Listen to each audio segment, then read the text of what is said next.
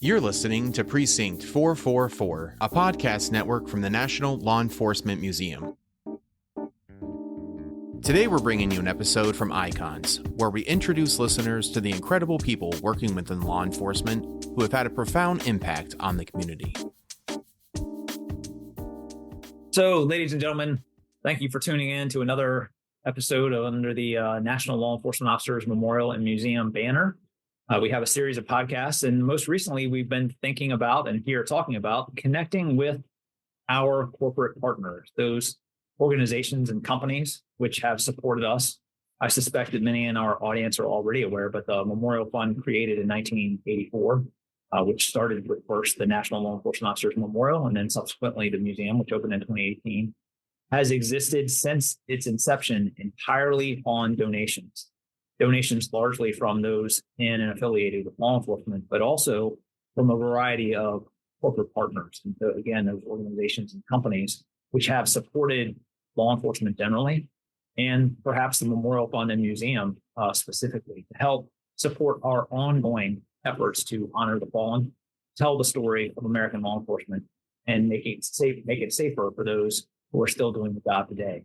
So that is our broad mission, and a variety of companies and organizations have supported us and continue to support us over the years. And we thought that we would put together this sort of podcast series to talk to some of those corporate partners and get a sense of who are they, what is their company, why do they have an interest in us, perhaps specifically, or an interest in law enforcement generally. And so today it's my absolute pleasure to talk with my friend and colleague and peer here at the Memorial Fund, Aaron Slater, who's affectionately known as Slater to those who he knows, who is a board member here at the Memorial Fund, is a prior police officer, and is also the owner of a business which has over time and continues to support us in our mission today, and that would be ReLEntless Defender. So it's my pleasure to introduce you here today, Slater, and welcome you on to our podcast. Well, thank you, Bill, and I appreciate being here. It's likewise, it's been a great honor to not only be a part of this organization, but more so to actually be your friend. So thank you for having me here. Well, it's our absolute pleasure, and you are a king among men, and it's really my honor and pleasure to have come to know you and become friends with you over the last few years.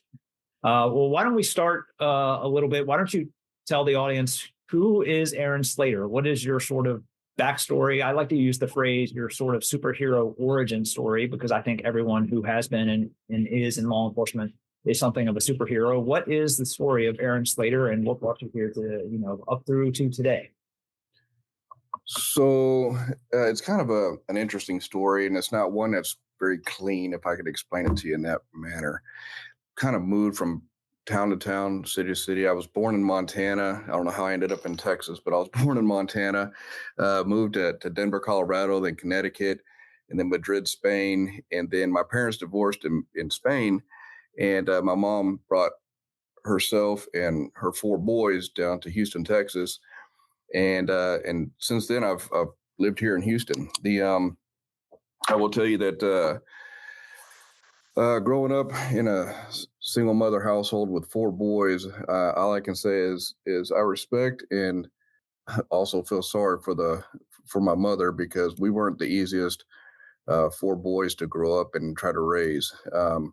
When she started over with essentially nothing, no college, no education, no work experience. And she was literally trying to raise 4 boys, working 2 jobs, nonstop. And the one thing that I can say is, if anybody's ever in that circumstance, and I'm sure there's tons of people that have grown up with that circumstance, the one thing that I can tell you that I took from that was my mother's work ethic. And yes, there was times where you look back and you say, well, she wasn't there for this and she wasn't there for that. But anybody that I can give advice to, and I still do it to this day, anybody that sits there and complains about your parents not being there, if they're providing and they're doing everything they possibly can to make sure that you have a home, they were there. They were there in many, many ways. So that is the case. But it goes without saying that doesn't mean that I was a perfect child by any means.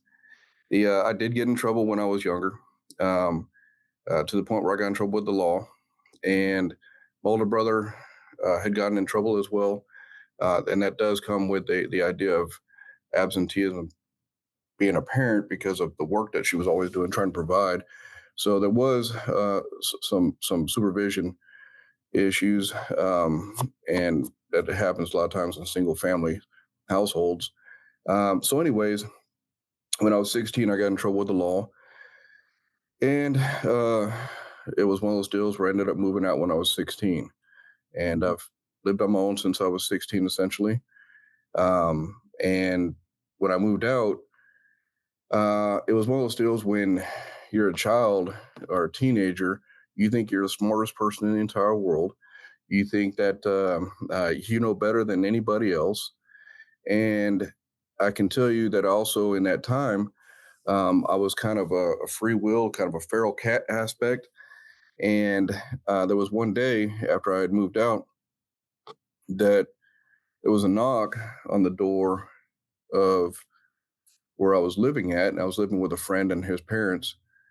And I knock on the door and I answer the door. And sure enough, there's a cop at the door. And I had no idea why he was there. I just knew that I wasn't too fond of police officers at the time. But I knew this cop from living down the street from me. And he lived about 10 houses down.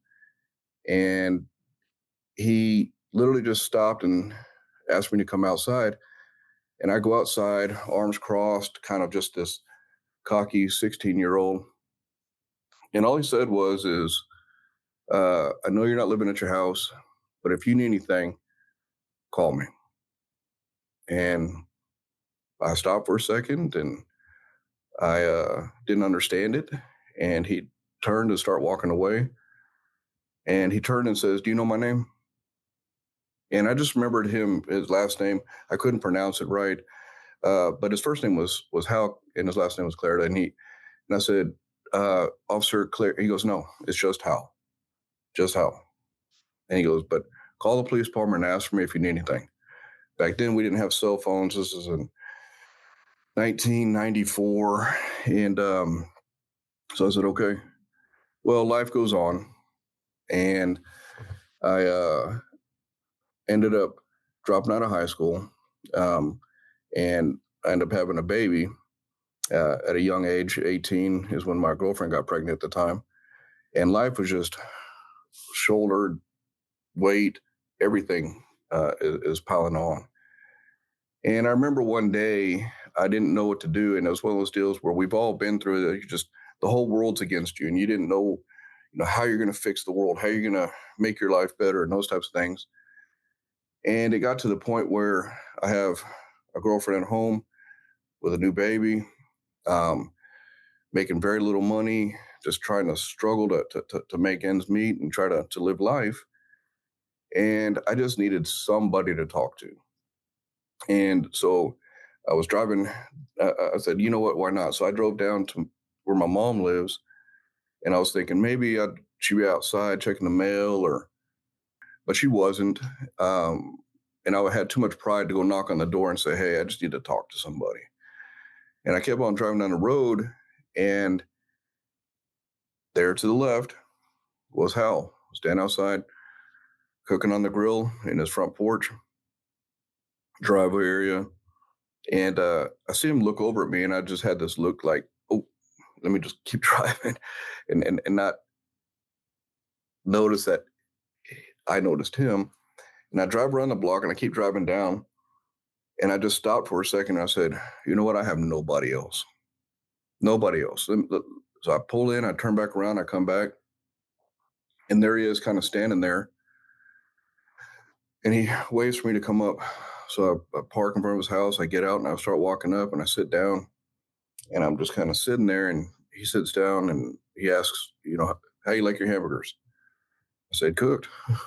The house.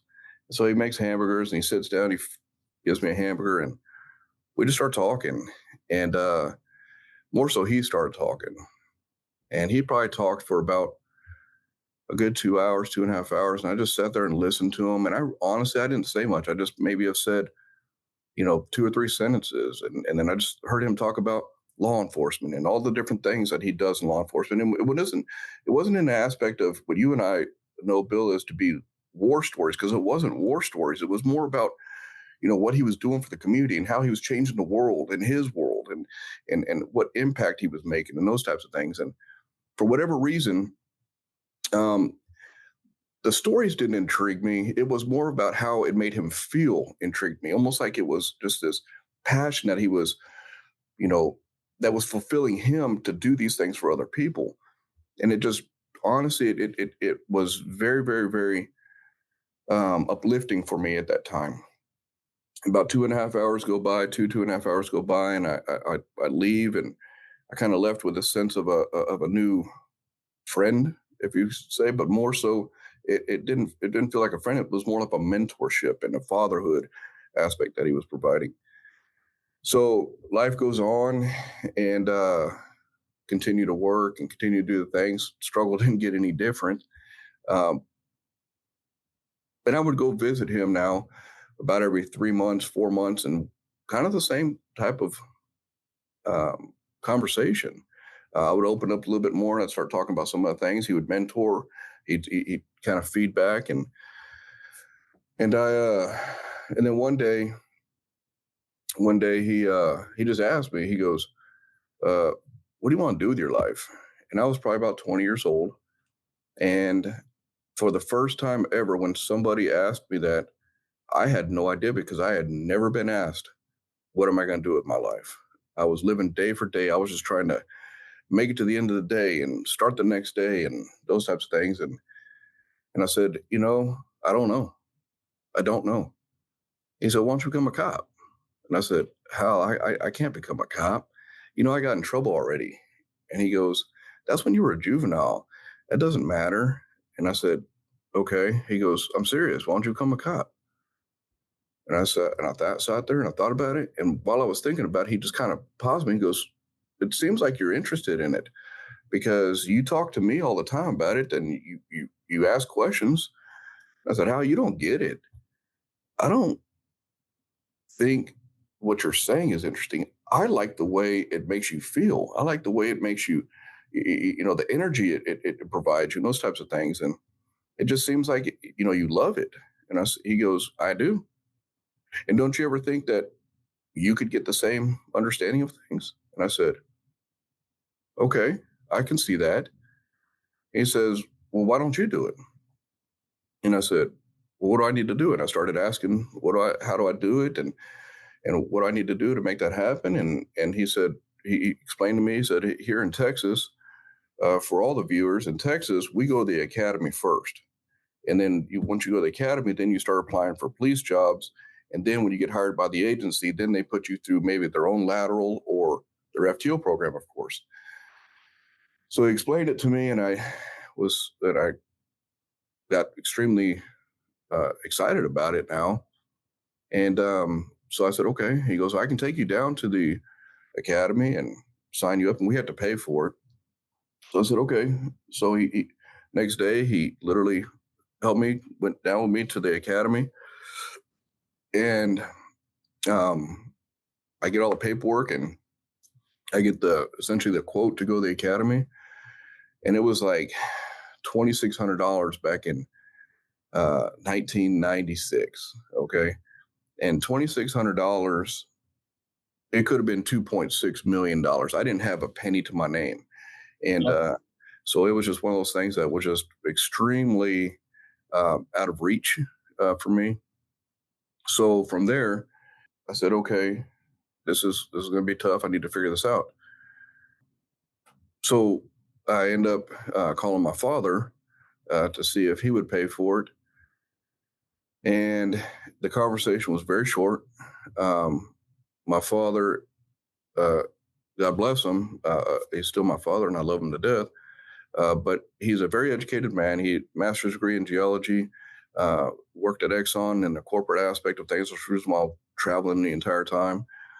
And I call him and I said, "Dad," and I ain't talked to him in a long time at this point. I said, "Dad," and there was a little bit of conversation. It was trying to catch up a little bit. And I said, "Hey, I think I know what I want to do with my life." And he goes, okay, what's that? I said, I want to be a police officer. And I was calling to see if you would help me and pay for the academy. It was paused for a second.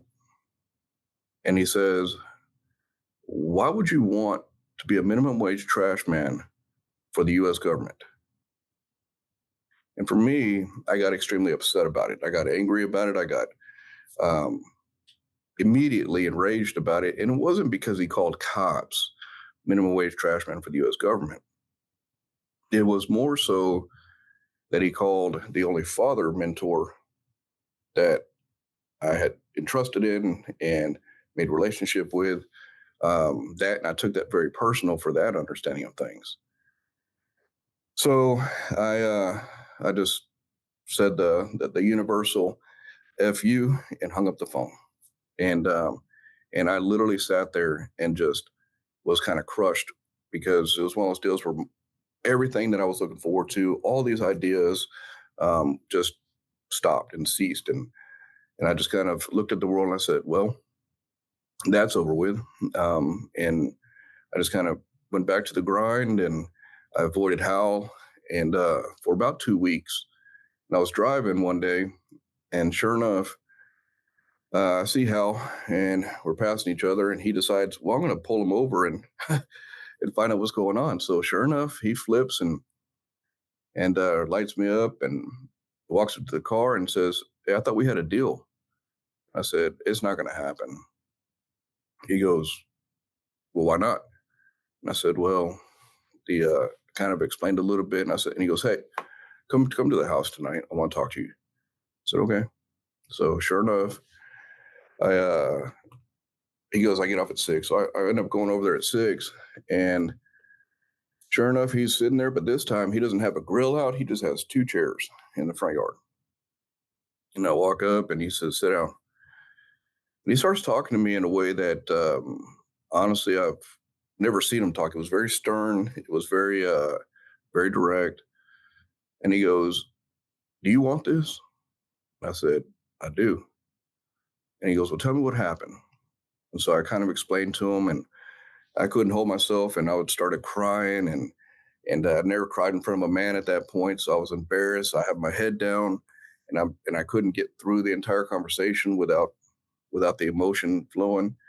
So he goes, okay. So he gets up, he walks inside, he stays inside for about 15 minutes, and by that time I've recouped myself and gathered my composure, and he walks back out with his wife. And she sits on his knee, and he's sitting there talking to me. And he goes, hey, we've had this discussion, and we've made the decision that we're going to pay for your academy. And at that point, I just started crying again, like out of emotion, like nobody's done that for me and those types of things. And I didn't expect it. So now I'm crying in front of a woman, and that was even more embarrassing. And she didn't say anything. She just kissed me on the forehead while I had my head down, and she said, you know, we love you. And it goes inside. And so he sat there and he says, I have my head down. He goes, look at me. And he says it again, very stern, look at me. So I look up and he says, you want this, don't you? I said, yeah, very much so. And he says, understand something. And he said something that resonated with me for the rest of my life, but for anybody else, it may have just been a conversation or just a side understanding of things. He says, in life, for everything that you want, there's going to be obstacles. And with those obstacles, you need to go over them, around them, under them, or right through them. But you need to be relentless in everything that you do. And I said, yes, sir. Absolutely, I get it. And he goes, no, I'm serious. And I said, listen to me. As soon as I get out of the academy, I'll pay you back. I'll work. As soon as I get the job, I'll pay you back. He goes, no, because you don't get it. What I want you to do to pay me back is just every day you wake up and you put that badge on, you make it great. You make it great. And I said, I will. I promise you that. So sure enough, I went to the academy. here in Texas, we have a part-time academy and a full-time academy. I went to the part-time academy because I had to work full-time still. So I went at night from 6 to 10 at night and did that for almost 10 months and graduated. And when I graduated, he was the person that gave me my first job. It was a small department, and it's not necessarily the department I would want to go to, but there was no way I was going to deny him an opportunity when he gave me the opportunity. So I started there. And from there, I did about 13 months at that agency, and then I moved to the agency that I did the rest of my time at.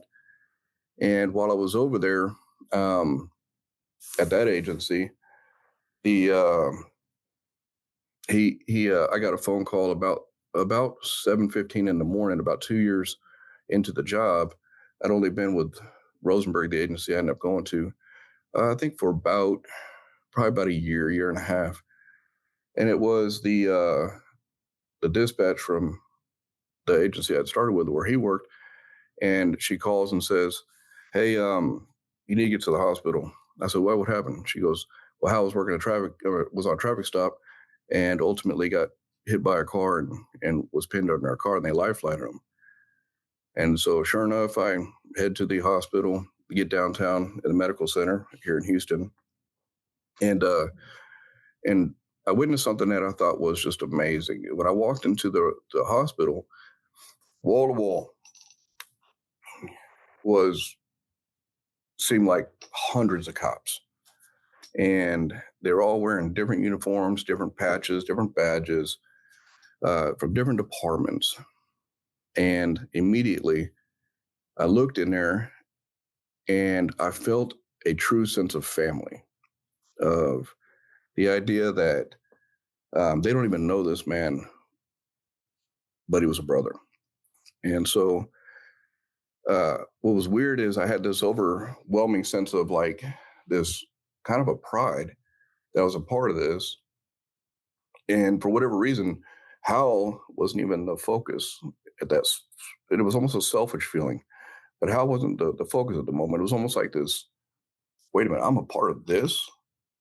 And so, of course, move forward with it, talk with the agency and my old chief. And he's like, yeah, he's in bad shape. He's in surgery and those types of things. So from there, he spends a few months in the hospital, and I would go visit him. And then he gets released. And upon his release, of course, he was still essentially non-mobile and that type of thing. So he ended up having to medically retire from law enforcement. And I'd go visit him at his house as well. And a lot of times I'd just go in there and be like, "Hey, how do you like your hamburgers?" And I'd go make hamburgers and those types of things. And about 3 months after he got released, he ended up having a heart attack and ended up dying. And so, of course, the guy that got me into law enforcement, and they gave him full honors and those types of things in the idea of the ceremony. And so from that understanding, that was the very first police funeral that I've ever been to, was the guy that got me into law enforcement and was essentially a father figure. And what's interesting about that is even to this day, and this kind of answers even some of the other things that you may be asking me, but I always reverted it back to the understanding of that simple 20-second conversation of make it great and the promise I made to pay him back.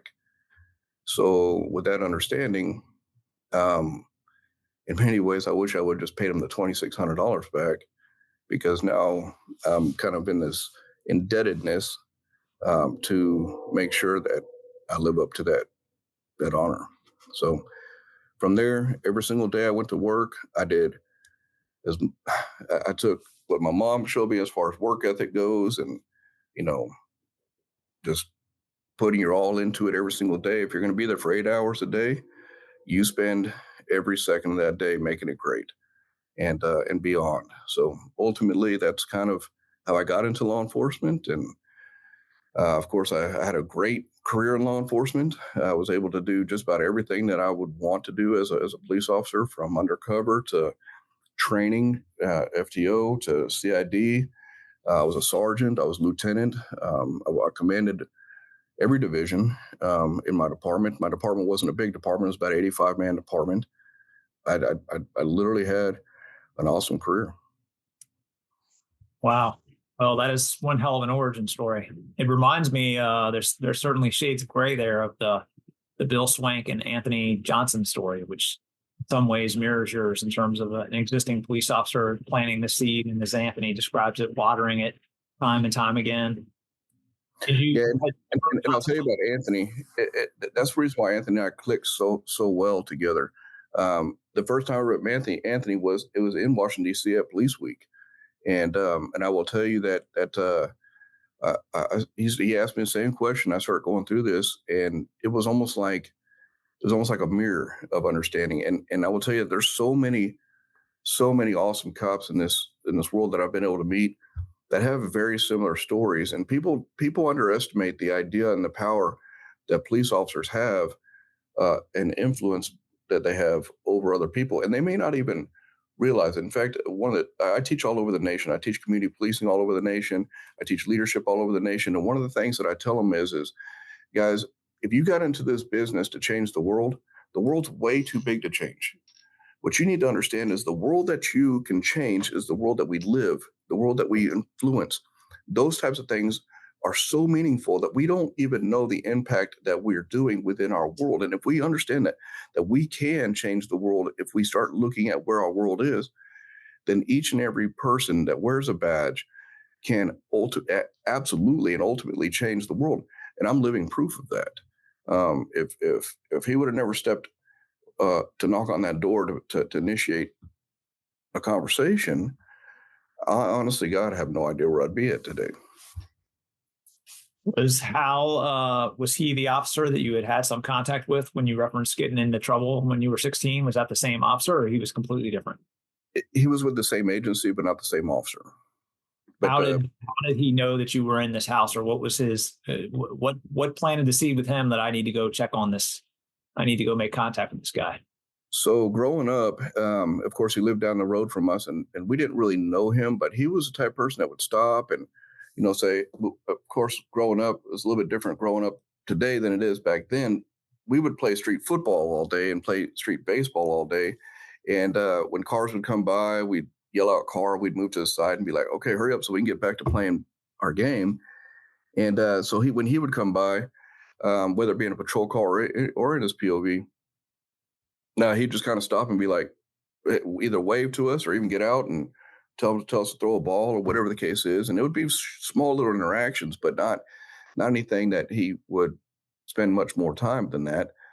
And to answer your question, I'm not sure, because that's kind of like the greatest secret. I've asked my mother if she talked to him, and she says that she didn't.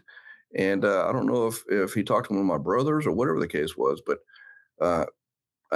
he knew enough to at least ask the question and make the inference that he knew. So, and I am a faithful person, so I think there's some aspect that, there was intervention there. But I honestly don't know the answer to that. Well, it does, my experience, it does speak to a broader sort of network of police professionals. Almost everyone I know who is in any way associated with law enforcement is really trying to do the right things for the right reasons, to have an impact, to change the world as you described it, even if it's a small segment of the world that they can touch. And so many police officers are leaving behind that breadcrumb trails of human interactions, right?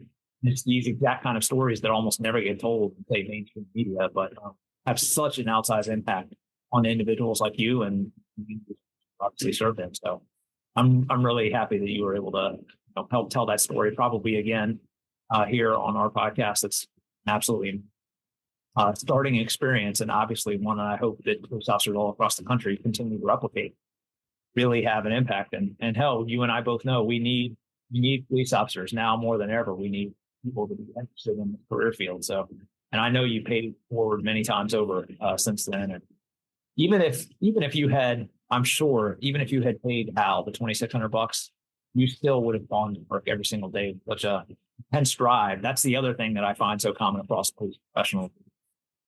Everyone I know who wears that badge recognizes the power, the authority, and really the responsibility that you have when you put on that badge to represent your community, to represent your department, to represent your peers, to represent the men and women who wore the badge before you, bring your best self to work and have that lasting impact. So I suspect even if you paid off the $2,600, you still feel this such a strong responsibility.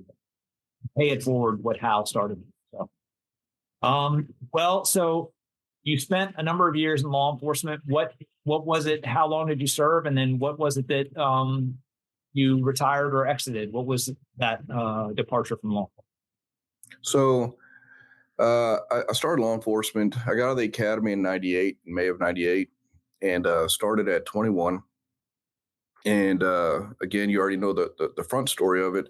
But when I went to Rosenberg, I started as a patrolman, and I did about 3 years additional on patrols from the agency I'd started with. And during that time, I was an FTO. I got on our SWAT team. Enjoyed all of it. Enjoyed patrol dramatically. I mean, anybody that doesn't enjoy patrol, they've just been in the job too long. But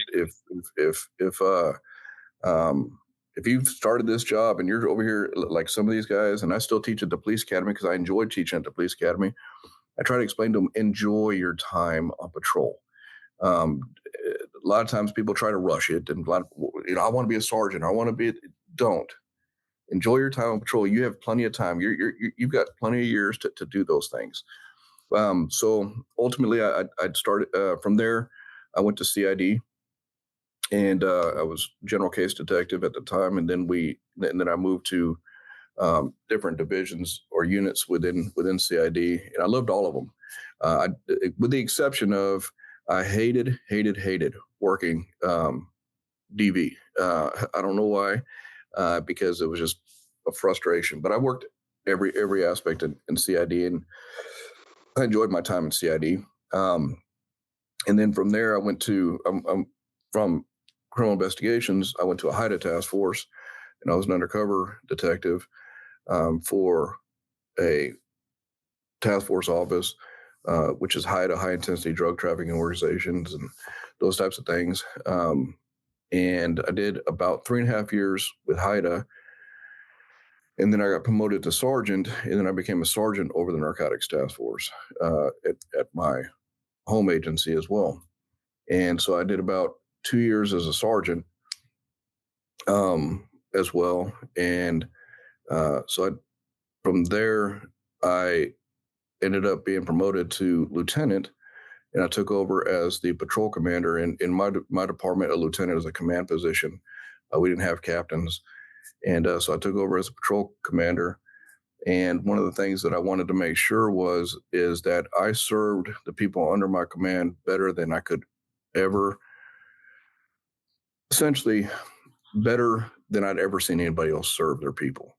And to me, that's a big deal. I think that's a lost skill and art in law enforcement sometimes. And I think people tend to believe once they put bars, stars, and stripes on, that it's their kind of anointment into dictatorship sometimes. And in all reality, I think when you decide that you're going to be somebody's leader, that you make them the most important part of this entire organization as far as the people under your command. And so you serve them, and you provide them every tool that they can possibly have to succeed beyond what you could have ever succeeded. And so with that being said, I took it very seriously. And again, I'm a high school dropout, but because I said, you know what, I want to make sure that I'm doing the best I possibly can and make it great. I went back and I got my bachelor's degree, and immediately got my master's degree, and then also went to Leadership Command College here at Law Enforcement Management Institute of Texas, and just try to educate myself as much as possible and try to get as much mentorship as possible, and enjoyed every minute of it. I really did. And in fact, Like I said, I was a commander over patrol, but anytime that there was a interim position that needed to be done in the department, whether it be I was interim lieutenant over administration, which handled the dispatch centers and those type of things. And then I was also interim lieutenant over CID for 9 months while still doing my responsibilities of a patrol commander, and never complained about it one time. I enjoyed the challenge. I enjoyed every aspect of law enforcement. But in a nutshell, that's my career, and I can tell you how it ended. So I had a great chief, an awesome chief, and he was a chief that if he trusted you, he would empower you to do the things that you needed to do in order to make the department progress and move and be stronger. He wasn't a micromanager by any means, unless you needed to be micromanaged. And I do feel that there's people that need to be micromanaged sometimes. But he never did that with me. He had serious trust in what we were accomplishing and what I was able to work with my team to accomplish. And however, there was an assistant chief that wasn't so the same. And so when my chief retired, it was one of those deals where, and I had no true interest of becoming the chief for selfish reasons at all. I loved what I was doing at the moment. And but I knew that if I didn't, new leadership would come in with the AC, and it was not a good position to be in. So I ran for police chief, and we went through the assessment process, and there was 3 outside candidates that ran for it as well. And they came down to the assistant chief and I. And long story short, he won by a very slim margin from the council final vote. And the very next day, he calls me in and says, "Hey, I don't need people in this department loyal to one person. I need them loyal to the department." And my response to that was, "Then you don't get leadership, because people do not and will not be loyal to a name on the side of the wall or the patch. They'll be loyal to the person that they respect." And so from that point, politics kicked in, and 3 months later, I was terminated. What a loss to your agency. I just can't even contemplate letting go of an Aaron Slater. It just boggles my mind. Well, that certainly was not the end of your continuing superhero story. You leave the police department and you have an idea, which ultimately leads to one of the most amazing businesses that I'm aware of. So tell me about that. So when I left the agency, I still reserved, so I still kept my commission. But and my wife's a cop as well, and she was a cop with the same agency. And so when I left the agency, it was one of those moments where I was very, I wouldn't say heartbroken, but it was very discouraging to want to be a part of law enforcement from that point forward. And the reason why I say that is because I still loved it. I still loved everything about it. But what I didn't love was the idea of working everything that I described, working every second of the day beyond what you're supposed to work, way beyond what you're supposed to work, and dedicating everything you have, and beyond that, missing family. I mean, it was my life. It consumed me. And then to sit there and build something for somebody else and realize that they can take it from you in a heartbeat. I said, literally at that moment, I said, well, I am going to build something that nobody can take away unless I fail. So ultimately, I when I was at the agency, I had started a social media program, which again was not, in that time, was not favored by the rest of the admin. And but my chief said, you know what? I think you can make something out of this and do it. So I started the Facebook page for Rosenberg, and it blew up, because one of the things that I said was, is we looked at all of the other agencies that were doing social media, and they were doing social media very sterile, very, what I call the funeral pics, where the officers are standing there next to the flag and they're in their Class A's. And I said, I don't want that. And they weren't grinning. They were just kind of this sterile look on their face. And I said, no, I want candid photos. I want every officer to never put an officer on our Facebook page unless they're smiling, unless they're happy, unless they're, having fun. And don't have them looking at the camera. Have them candid. Get them when they're not even noticing. I said, because every single traffic stop and every interaction is what they're seeing those other agencies do. And then we would have fun with it, and we would do jokes and those types of things, and just kind of humanize the understanding of what law enforcement should be. And it blew up. I mean, we became the most followed police agency in the United States of America. I did interviews for People Magazine, Time Magazine. We were on Good Morning America. I was all over the news.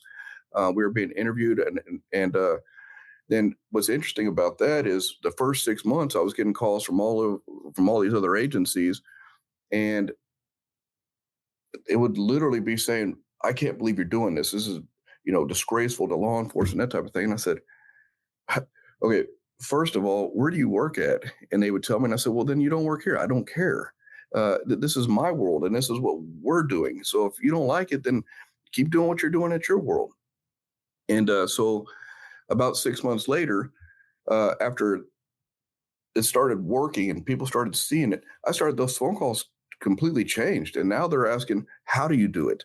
And I would spend hours on the phone working with them and giving them advice and doing all this other stuff. And one of the things I believe that we need to do a better job at in law enforcement is run it like a business and understand that our business, the profits of our business is the relationships that we make with our citizens. And if we're not doing that, and we think that somehow, some way, the citizens are just going to be loving us for the fact that we wear a badge and a uniform, it's not going to happen. And so we need to put the effort in. We need to do those things. And so when I left law enforcement, and I knew that there was this demand for people wanting to know how to do this better, I started a training company called ACE, Assessment Centers and Evolutionary Development. So I was doing assessment centers already for agencies, and still do them today. And so I said, I had this grand hope and grand dream of doing a training company ultimately. And so I started teaching it was called COPS. It was a program I put together. It's called Community Oriented Policing through social media.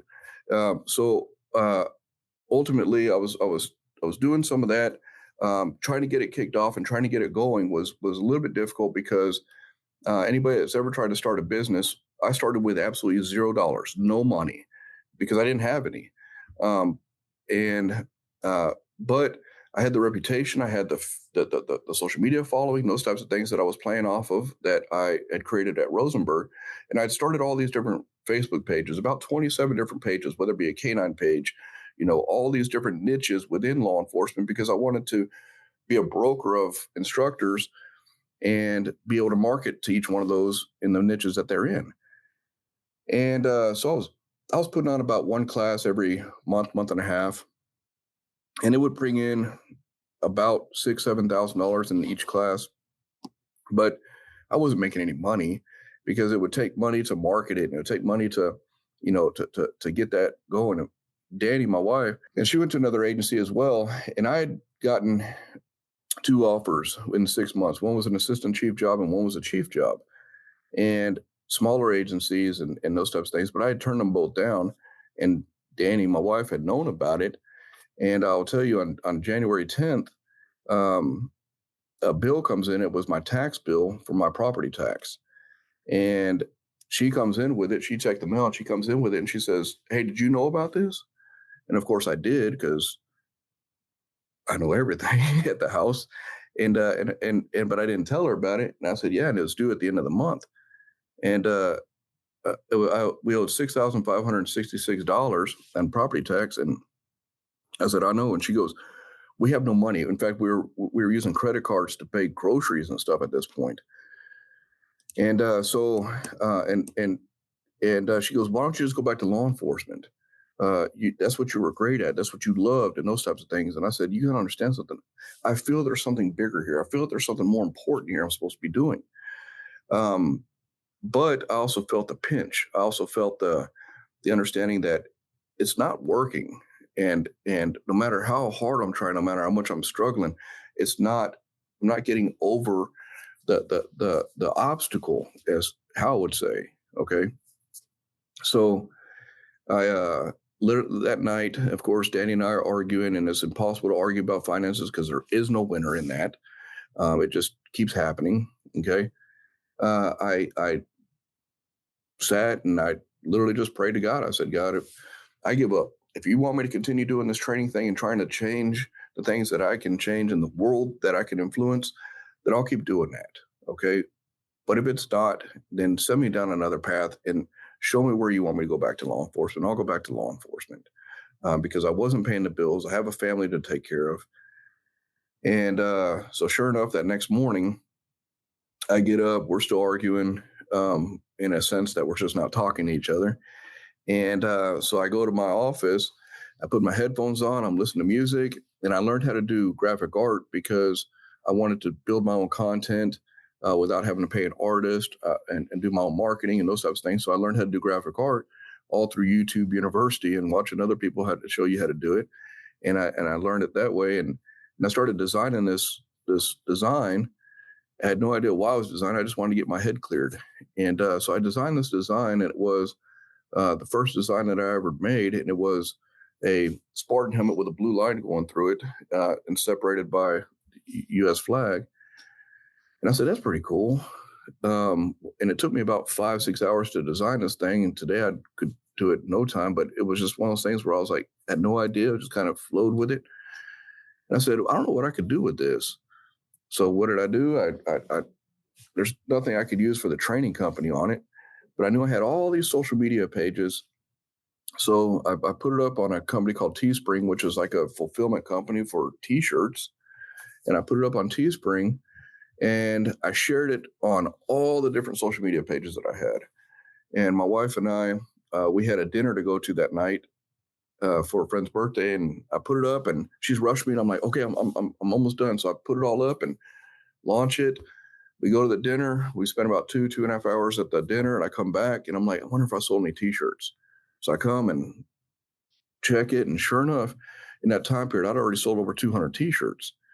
And I'm like, oh my God. So I'm in a panic mode now. Like, did I put the price right? Did I do everything right? And sure enough, all the comments, just bought one, awesome, all this other stuff. And so I kept pushing it. I kept pushing it on the social media pages. And you run the campaign for 7 days. That's how they always work in those type of companies. So you run it for 7 days. At the end of the 7 days, I go to the bathroom where Danny was at, and she was curling her hair. And I said, hey, we got the money for the taxes.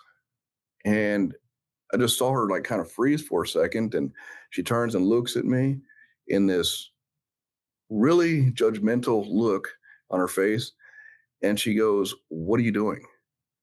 And she met me when I was in narcotics. So I was an undercover narcotic officer at the time. So, and there's not really any secrets between her and I. And she also knows, that I got in trouble as a kid. So I think immediately she flipped to the idea that maybe I went rogue and went back in time.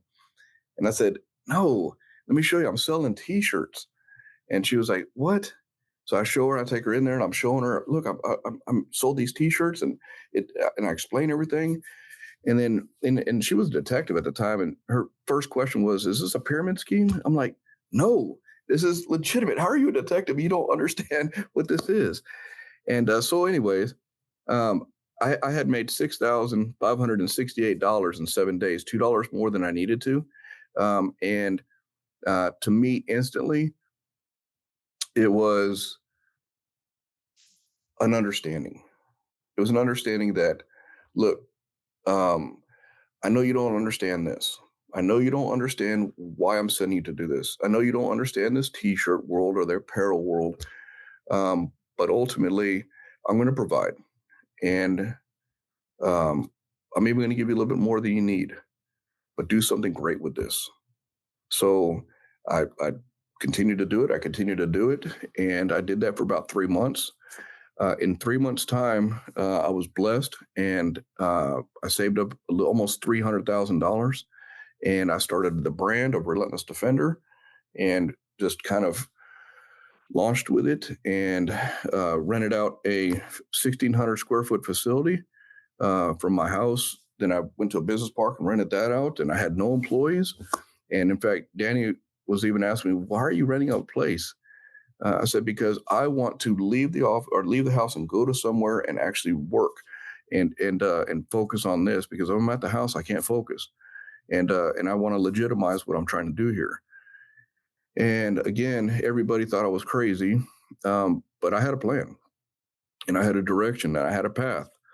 And so I hired my very first employee, which was a guy that he was in the Explore program and that type of stuff with the PD, and he was my very first employee. And I shut down Teespring and I opened up ReLEntless Defender through an e-commerce site.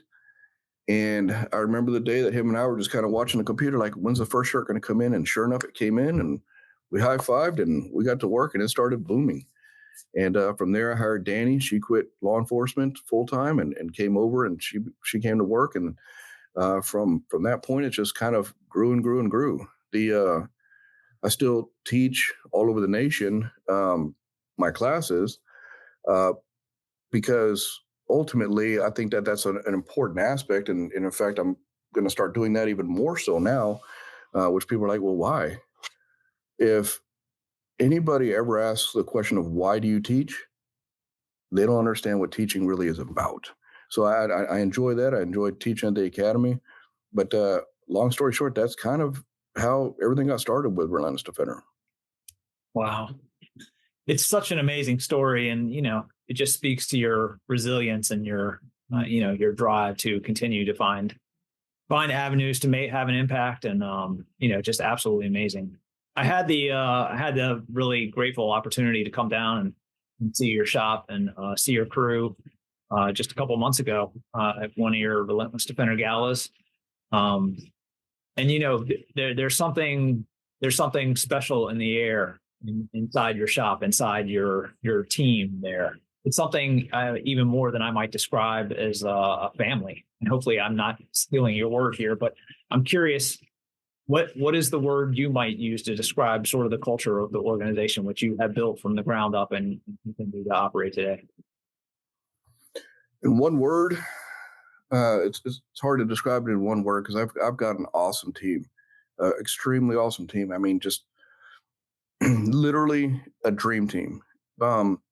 But if I was to describe each and every person here, it's selfless.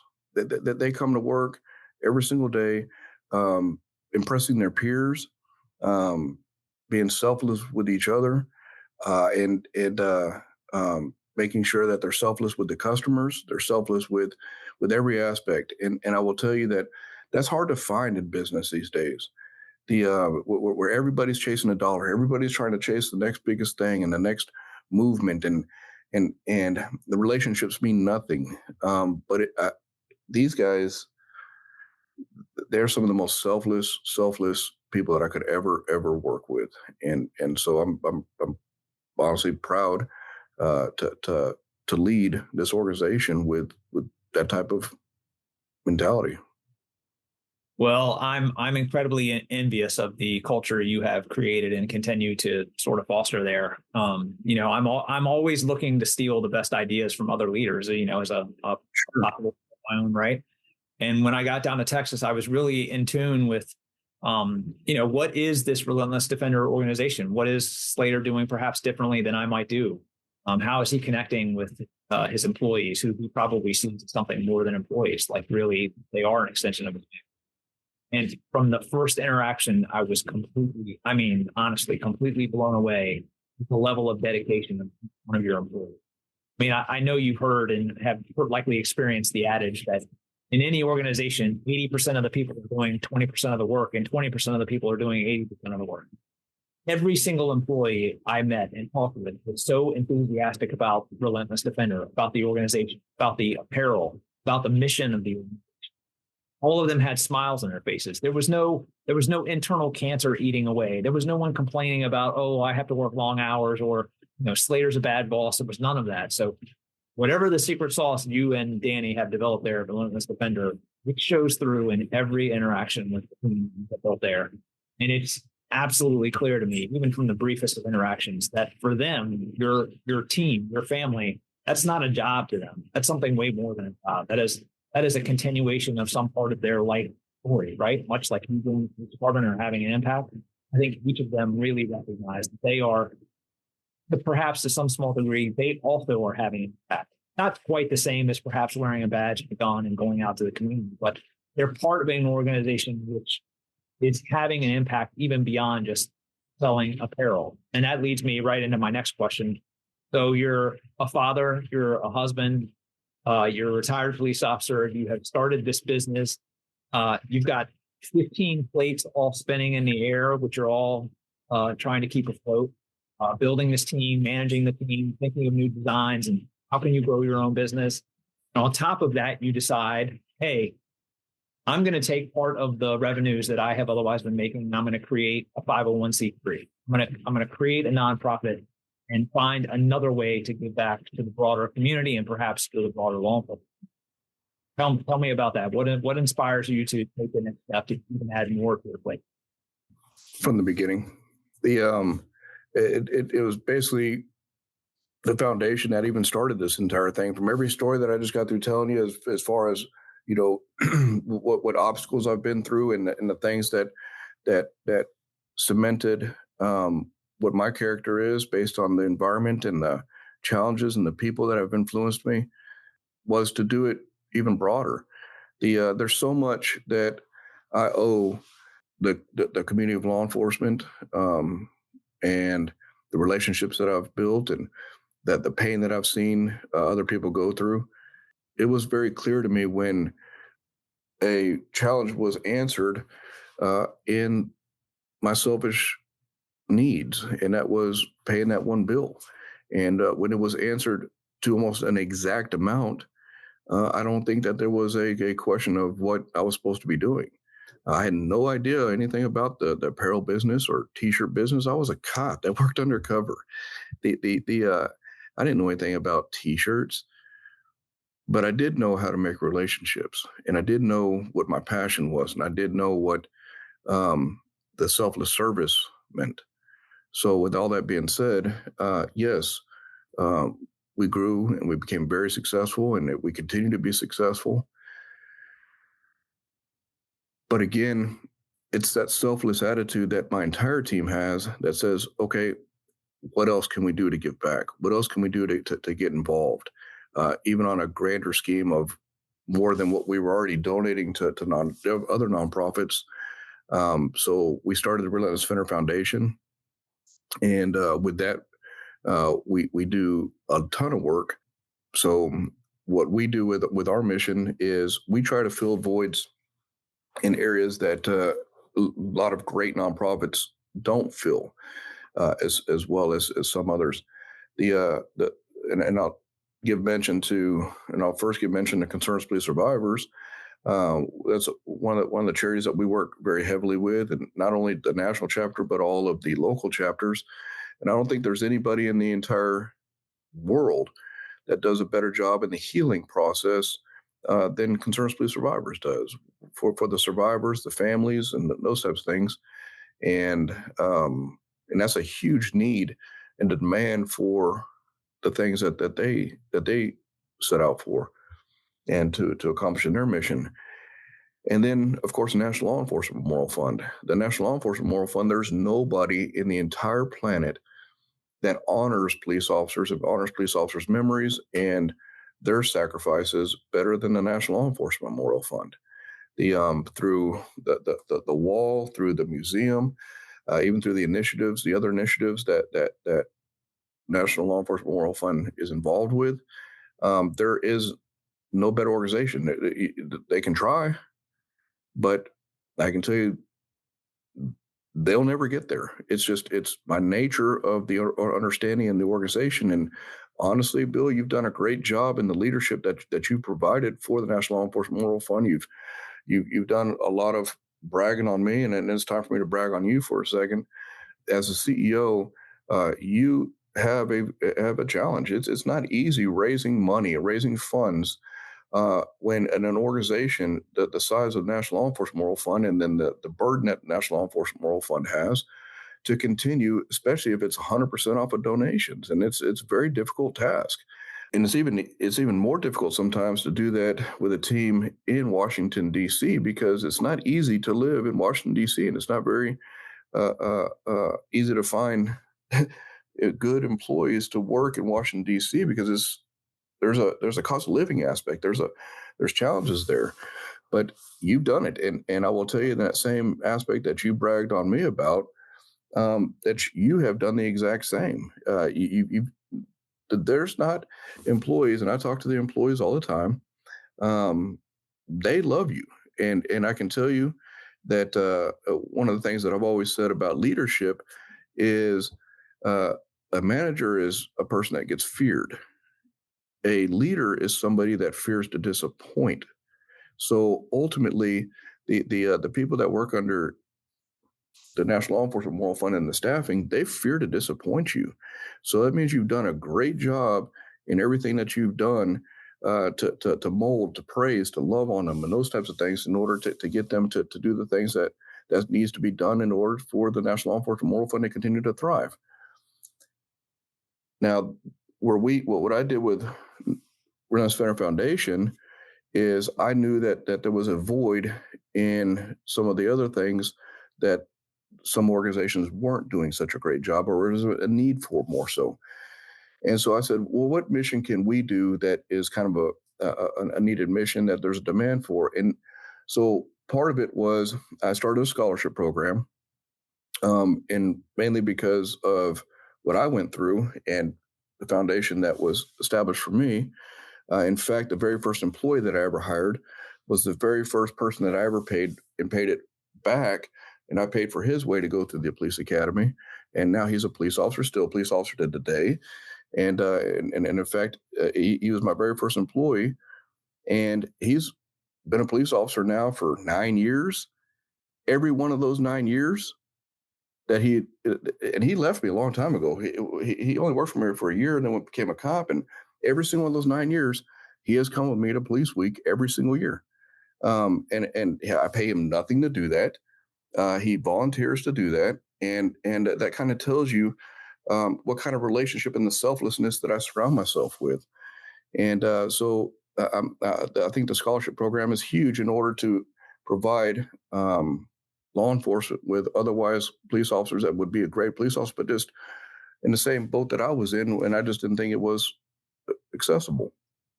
But our main mission is to ultimately help police officers and their families in what we call chaotic, life-changing situations.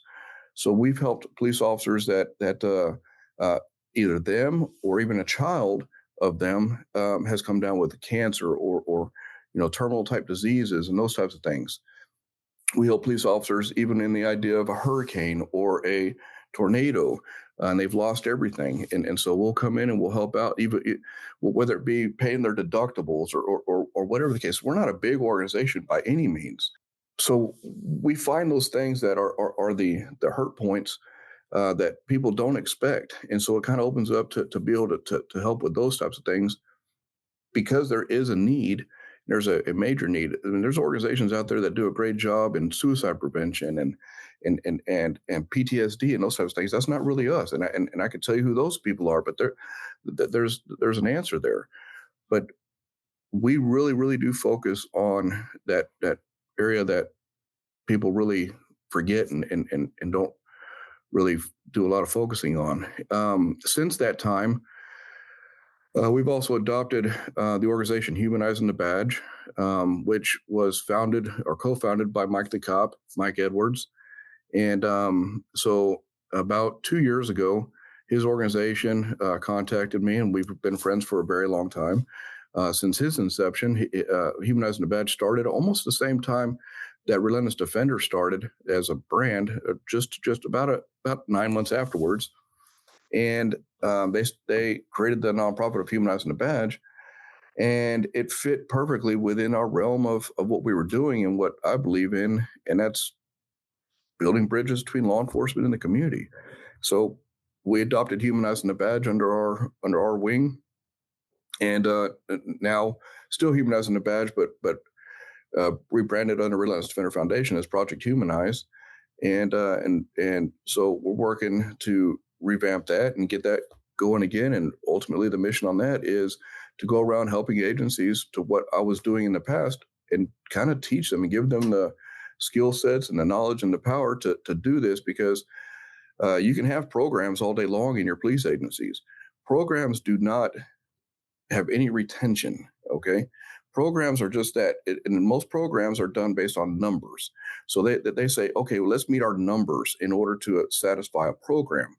When in all reality, what people don't get is some of the best police work ever made and ever done, and the time spent has nothing to do with tickets or numbers or arrests.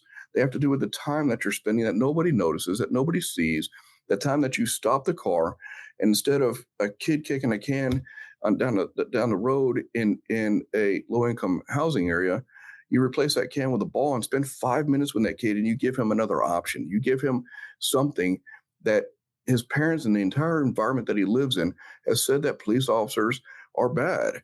And you gave that kid an alternative viewpoint that may change his life.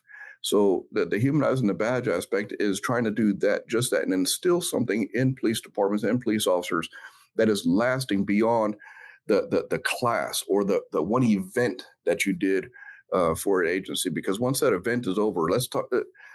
For an example, National Night Out. National Night Out is a facade. Okay, it's a facade. People go out there, that they shake hands, they do all this kiss and baby type stuff, but then when the night's over, it's back to business. And most police officers are like, oh, we got this National Night Out thing again.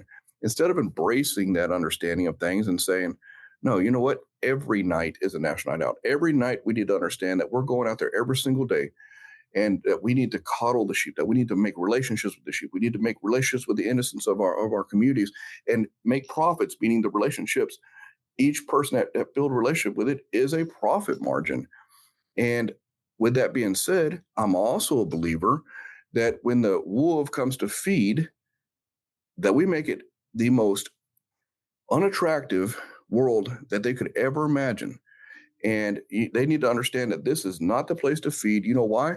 Because it's not just the law enforcement that is protecting the community, but we've empowered the entire community to protect themselves and work with us. And what happens is the wolf won't stop feeding, but he will go feed somewhere else that is less likely to get him caught.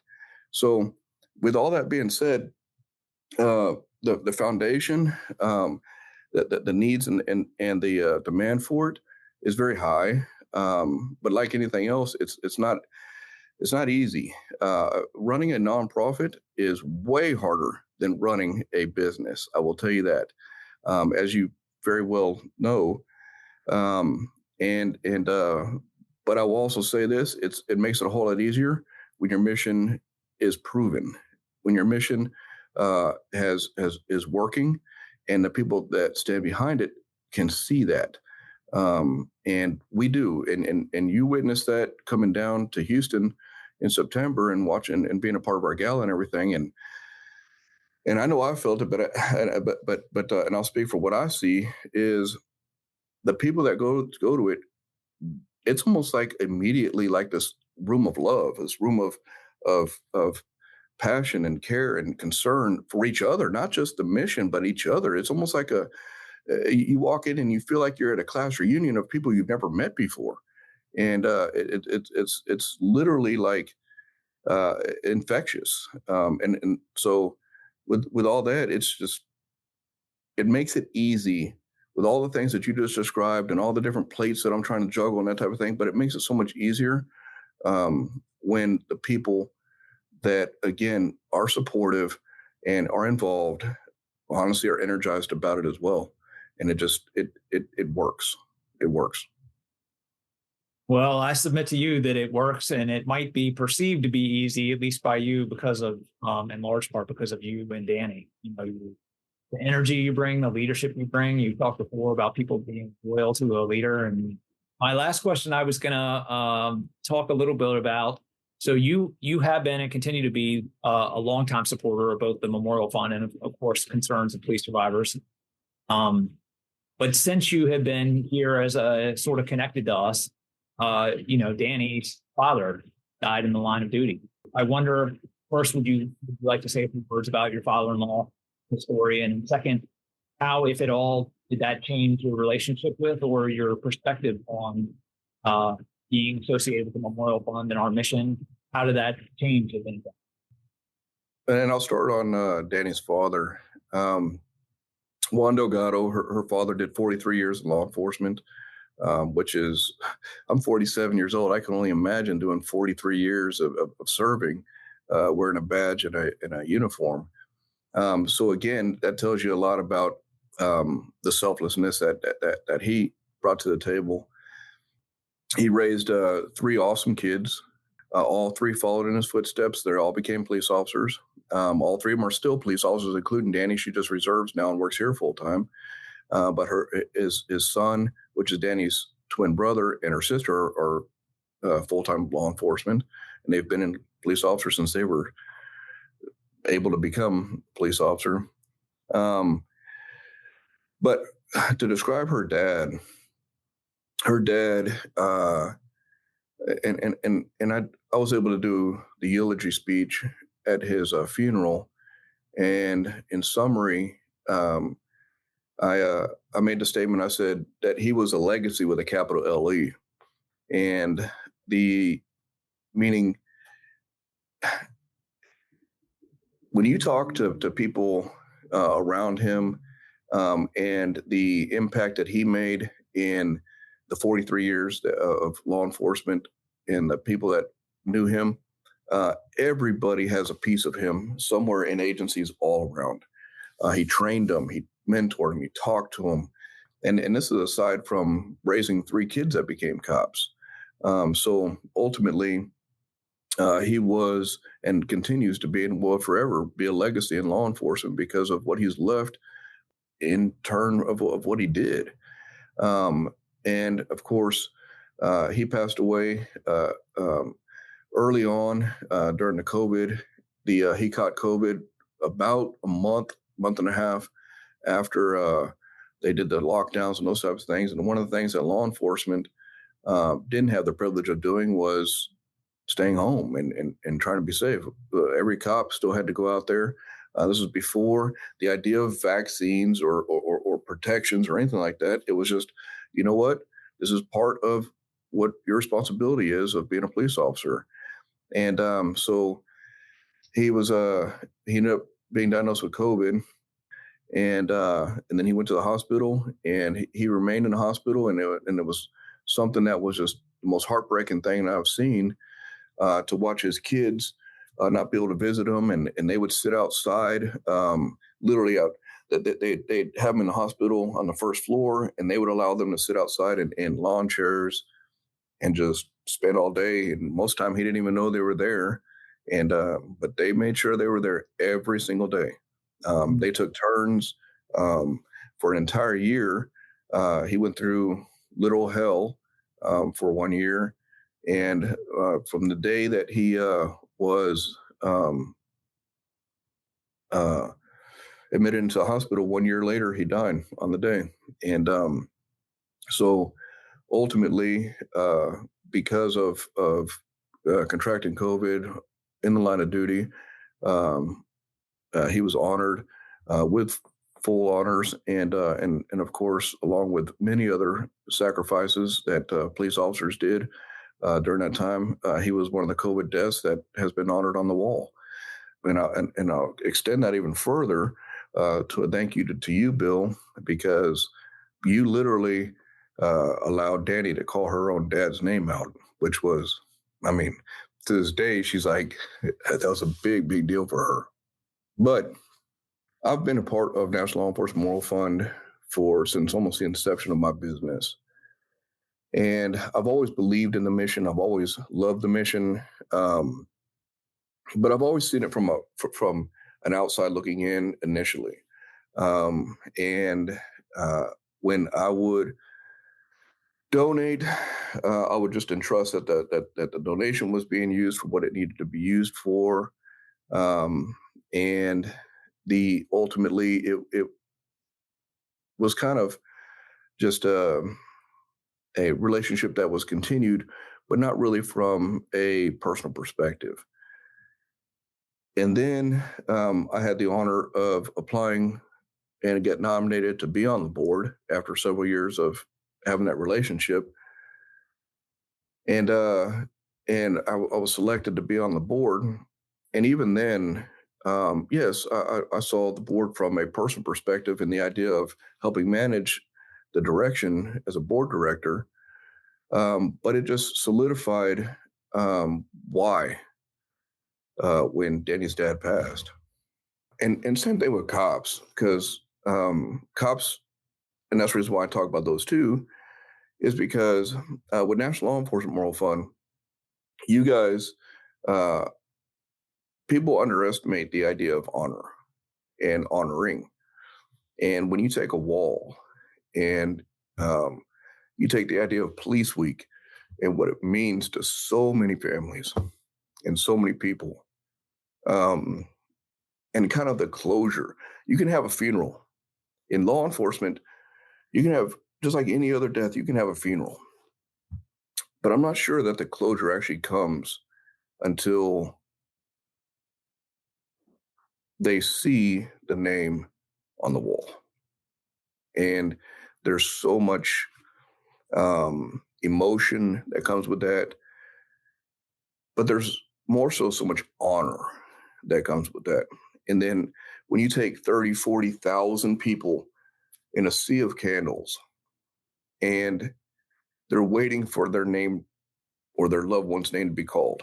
And when it's read, that is an extremely important moment. And I'm a believer that time runs so fast in life. It does. And when people sit there and say that time flies, it does. But I also know that we won't remember everything that happens in our lifetime, but we will remember certain events in our lifetime that are impactful. And the reading of the names in Police Week and everything that National Law Enforcement Moral Fund does to honor the police officers and their families, that is an event that no matter what, will never be forgotten by anybody that participates on a personal side and an emotional side. So with that being said, if I didn't love National Law Enforcement Moral Fund before, and if my family didn't, there is definitely a true passion for it since that time, even more so. Well, Slater, you're a king among men. I'm so appreciative of your time, and I'm really appreciative of you being willing to help tell your story, which is part of the broader story of American law enforcement. And on behalf of everyone who works for and with the Memorial Fund, and I would like to think on behalf of everyone who ever has and might ever will wear a badge, I'm so thankful, and I want to express that thanks to you, Dan, and everyone associated with ReLEntless Defender for your long and continuing support, not just of the Memorial Fund, but certainly of law enforcement in general. So I would love to say to my audience, any part of our mission resonates with you, if any part of supporting law enforcement resonates with you, consider going to ReLEntlessDefender.com. They sell the highest quality apparel with some really unique, impactful designs. And every single item they sell goes to help support law enforcement and those who are supporting law enforcement. So for our audience, please support ReLEntless Defender. They have been and continue to be one of our strongest supporters. Aaron Slater, I am inspired by you. I am inspired by you and Danny. And I'm humbled. I'm really humbled to not just know both of you, but I'm also humbled to know that people like you exist in our world. There are too few Aaron and Danny Slaters in this world. And it's my privilege to have come to know you and call you your friends. So thank you again for everything I've done. And thank you for everything that you continue to do, and your entire team, Bill. So thank you guys. We hope you found this conversation enlightening and will join us again for another edition of Icons, where we introduce listeners to incredible people working within law enforcement who have had a profound impact on the community. These one-on-one interviews provide insight into their lives and careers so we can better understand their challenges and recognize their bravery, commitment, and sacrifice. Please subscribe to Precinct 444 on your favorite podcasting platform to stay connected and to receive our latest content as soon as it drops. We would love to hear from you. Send in your questions, comments, and feedback to precinct444@NLEOMF.org. You can help us make our content even better. The National Law Enforcement Museum is located at 444 East Street Northwest in Washington, D.C., and is dedicated to telling the story of American law enforcement. We expand and enrich the relationship between law enforcement and the community through educational journeys, immersive exhibitions, and insightful programs. Find us online at lawenforcementmuseum.org and stay tuned for more podcast content from Precinct 444. Until next time, stay safe. We'll see you at the precinct.